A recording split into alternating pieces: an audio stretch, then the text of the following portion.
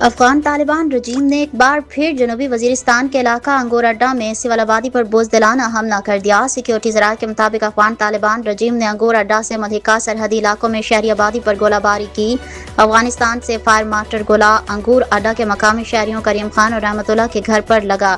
شہری آبادی پر بلا اشتعال گولہ باری سے 4 بچے اور ایک خاتون شدید زخمی ہیں، جنہیں DHQ ہسپتال وانا منتقل کر دیا گیا۔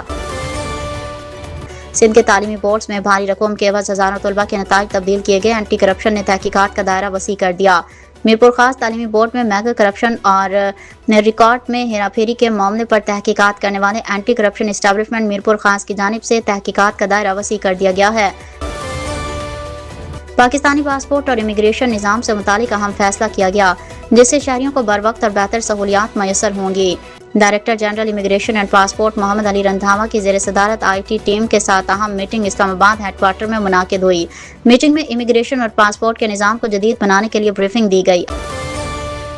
امریکہ اور ایران کے 2 مہینے سے جاری اس جنگ نے پوری دنیا کی معیشت کو ہلا کر رکھ دیا ہے، جس کی سب سے بڑی وجہ عالمی منڈی میں خام تیل کی بڑھتی ہوئی قیمت ہے۔ ایران امریکہ کشیدگی کے بعد اب تیل کی قیمتوں میں بڑی تبدیلی متوقع ہے۔